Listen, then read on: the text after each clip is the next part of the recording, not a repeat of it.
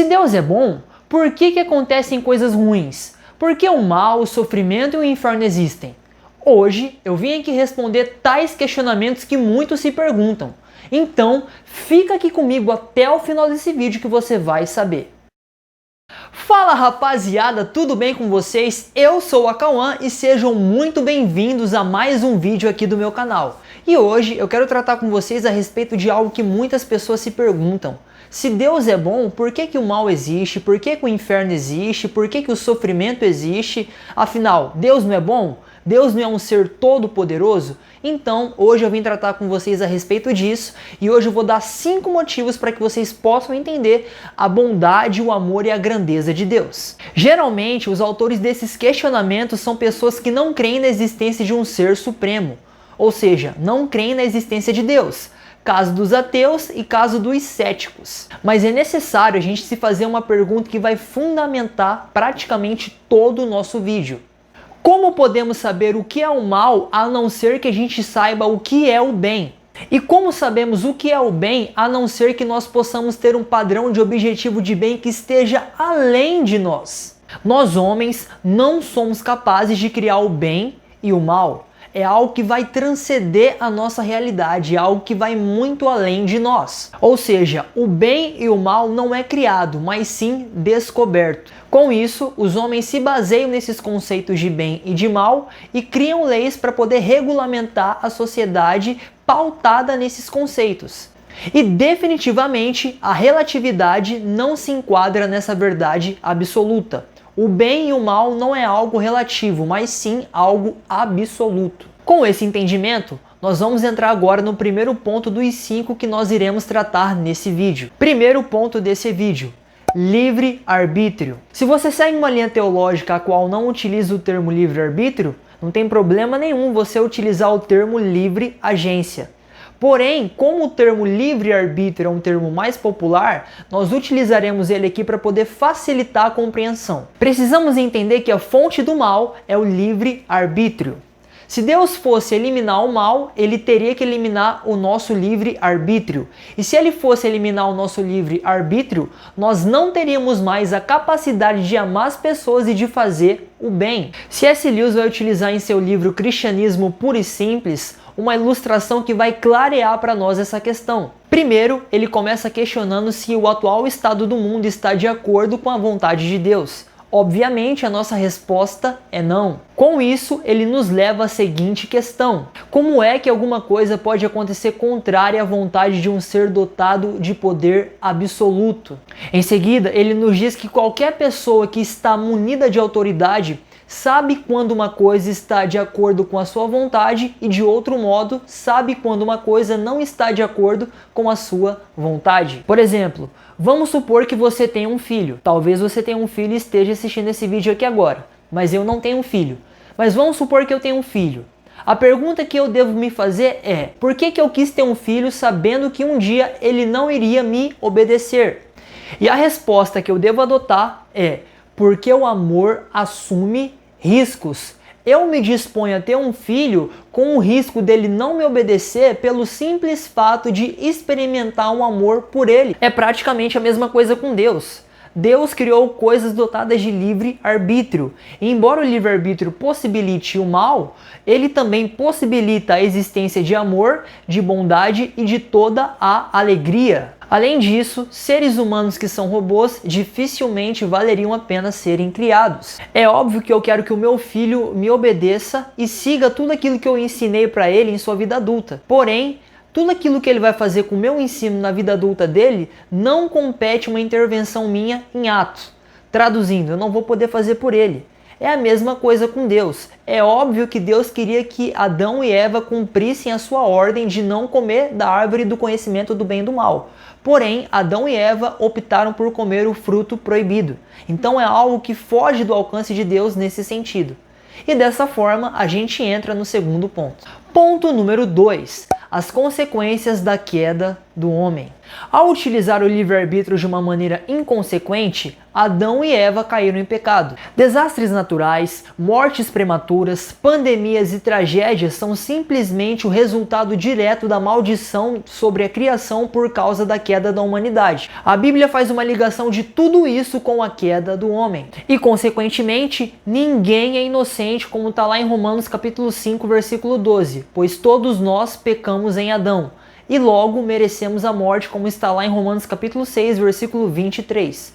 Ou seja, nós já nascemos depravados e com o coração caído. E a Bíblia vai dizer porque todos pecaram e foram destituídos da glória de Deus. E nós cristãos, com o tempo de caminhada, já chegamos várias e várias vezes a se deparar com a seguinte pergunta: se Deus é bom, por que Ele manda pessoas para o inferno?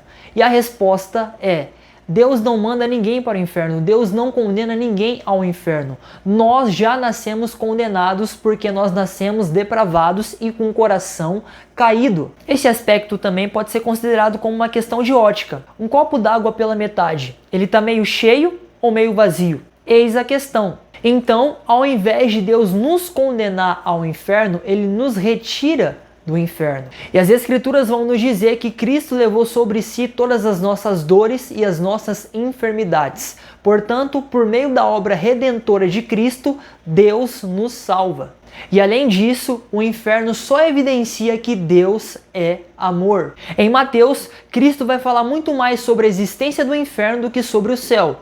Logo, se Ele nos alerta sobre a existência desse lugar e se Ele também preparou um plano de salvação para que nós não possamos ser condenados e irmos a esse lugar algum dia, isso só evidencia cada vez mais o amor dele por nós. Porém, mesmo com isso, esse mundo decaído não irá ser consertado enquanto Cristo não voltar. E se nós vivemos uma vida aqui, nesse mundo, com um corpo corruptível de carne, nós não temos a garantia alguma de uma vida boa e de uma vida sem problemas ou até chegar a uma boa idade. Desse modo, a gente ingressa no terceiro ponto. Ponto número 3. Curso natural da vida. Existem pessoas que não são cristãs que carregam consigo uma linha de pensamento de que o cristianismo não há o sofrimento.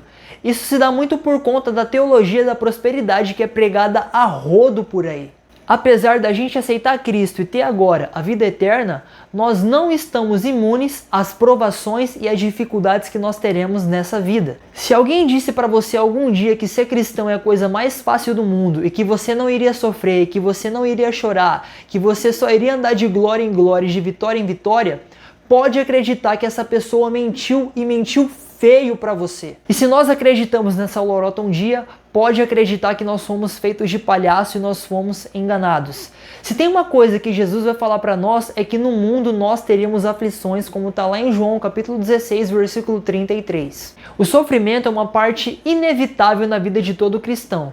Afinal, ele possui o mesmo corpo mortal do que aqueles que não creem em Jesus. Além disso, as Escrituras vão nos relatar que nós um dia seríamos perseguidos simplesmente pela nossa fé em Cristo, como está lá em 2 Timóteo, capítulo 3, versículo 12. Ou seja, o sofrimento também pode vir como resultado de uma perseguição do mundo, porque nós, como cristãos, não estamos em conformidade com os seus padrões. Se não fosse assim, não existiriam os mártires e também não existiria intolerância a respeito do evangelho em qualquer país do mundo. A vantagem que nós temos das pessoas que não conhecem a Jesus é que nós temos instruções de como vencer o sofrimento. E essas instruções se encontram na palavra de Deus. Além disso, Jesus vai acrescentar para nós que em meio às provações nós podemos encontrar paz nele. E viver o cristianismo não se constitui em pedir para Deus para que Ele controle as circunstâncias que está acontecendo conosco, mas sim ter intimidade com Ele independente das situações, porque para isso que nós fomos criados, para nos relacionarmos com Deus. E assim a gente chega ao quarto ponto. Ponto número 4. Deus não é o nosso servo. Muitas e muitas pessoas veem Deus como alguém que possam fazer algum tipo de barganha para poder atingir um fim. Ou seja, enxergam Deus como um meio, como uma ponte para poder atingir um fim. E muitas pessoas também pensam que nós devemos fazer a mesma coisa porque nós oramos tais vezes ao dia, porque nós vamos ao culto tais vezes por semana, e com isso essas pessoas acham que Deus tem total obrigação de livrar a gente de qualquer sofrimento. Deus não é o nosso servo. Nós não buscamos a Deus simplesmente para poder receber alguma coisa em troca ou algo do tipo. Deus não é uma pessoa que nós vamos buscar simplesmente para poder fazer uma barganha com Ele. Muito pelo contrário, Deus não é uma ponte para que nós possamos chegar ao outro lado. Deus não é um meio para que nós possamos chegar ao fim. Deus é o fim que nós queremos atingir. A vida cristã é centrada em Deus e Ele é o nosso tesouro. A gente pode pedir para Deus para que Ele nos livre de circunstâncias ruins, mas nem sempre isso vai ocorrer. Jó é um exemplo extremamente claro disso. Paulo também é um exemplo extremamente claro disso quando ele estava com um espinho na carne. Além disso, nós nunca iremos aprender uma lição extremamente valiosa para nós em momentos de alegria e em momentos de prazer. Se a gente parar para poder pensar a respeito disso, a gente vai descobrir que toda lição valiosa que nós aprendemos na nossa vida é resultada de alguma dificuldade. Fato é que nós não apenas aprendemos lições com o sofrimento, como é também praticamente a única maneira pela qual nós podemos desenvolver virtudes valiosas. A Bíblia vai nos dizer lá em Eclesiastes 7:2 que há mais aprendizado em um velório do que em uma festa. Se Deus impedisse a dor em todo momento que nós tivéssemos algum problema, nós nos tornaríamos as criaturas mais negligentes e mais egoístas de todo o universo. Nós nunca iremos aprender a desenvolver coragem se a gente não tiver em um momento que exige coragem, ou seja, em um momento de perigo. A gente nunca vai aprender a desenvolver perseverança se nós não estivermos numa situação onde é necessário a gente permanecer e insistir. A gente nunca vai aprender a servir alguém se a gente não tem uma pessoa para poder servir. Então o sofrimento é a escola onde nós mais podemos aprender a ser perseverantes naquilo que Deus nos deu para poder executar. E além do mais, Deus não desperdiça sofrimento na vida de seus filhos. Se a gente entender que tudo acontece debaixo da permissão divina de Deus, nós aprendemos também com o sofrimento e nós entendemos que o sofrimento tem um propósito positivo por trás dele. Ou seja, o nosso sofrimento não está fora do controle de Deus. Deus detém o controle de todas as coisas, independente da situação que nós estamos passando. Se Deus ele permite algo ruim acontecer na nossa vida, é que Ele tem algo a nos ensinar por trás disso. Ele tem um propósito grandioso por trás disso. Isso aconteceu com Paulo, lá em 2 Coríntios, capítulo 12, do 1 ao 10, aonde ele vai passar por aquele problema que ele tinha o espinho na carne. Aquilo lá foi para que ele não se enchesse de soberba. Então Deus, quando Ele nos permite um sofrimento, Ele tem algo a nos ensinar por trás. E Ele também vai nos dizer que se a nossa esperança em Cristo está apenas nessa vida, nós somos os mais miseráveis de todos os homens. E com isso, a gente chega e entra no quinto e último ponto. Ponto número 5. Nós não somos desse mundo. Tudo que nós realizamos aqui tem implicações eternas. Ou seja, todos os sofrimentos que nós passamos aqui potencializam cada vez mais a nossa capacidade de desfrutar a eternidade um dia. Paulo vai nos dizer que esses sofrimentos leves e momentâneos que estamos passando agora estão produzindo para nós uma glória eterna e que pesa muito mais que todos esses sofrimentos juntos. Por exemplo, quando uma equipe ganha a Liga dos Campeões, quem vai desfrutar mais da conquista? O jogador que foi titular absoluto durante toda a temporada, durante toda a campanha, ou o reserva que praticamente não entrou em nenhum jogo? Embora o reserva esteja feliz pelo título e por fazer parte do elenco, o cara que jogou durante a temporada todinha com dores musculares e com desgaste, esse sim vai poder saborear e desfrutar a vitória mais do que esse reserva que não entrou em campo. Ou seja, o título é muito mais saboreado por aquele jogador que jogou praticamente todos os jogos e não pelo cara que ficou esquentando o banco praticamente a competição inteirinha. No céu vai ser praticamente a mesma coisa. O céu é semelhante a um vestiário de um time campeão da Champions League. Todos nós estaremos muito felizes de estarmos um dia com Jesus lá no céu. Porém, algumas pessoas terão a capacidade de poder desfrutar do céu de uma maneira muito mais proveitosa. A Bíblia vai nos dizer que Deus colocou no coração do homem um anseio pela eternidade. Nós fomos criados no plano original para vivermos eternamente. Então a nossa alma é imortal. E todo ser humano, por incrível que pareça, tem dificuldade para poder lidar com a morte de algum parente, de algum ente querido, de algum amigo, entre outras pessoas. A prova disso é que a gente realiza velório. O velório não é para a pessoa que já faleceu, o velório é para quem está vivo para poder se despedir e para poder ver aquela pessoa por um último momento. A gente precisa entender que nós teremos uma eternidade inteira sem sofrimento. Eternidade. Tem um fim? Não tem um fim. É algo infinito, é algo eterno. Por isso que a Bíblia nos instrui a olhar para aquilo que é eterno.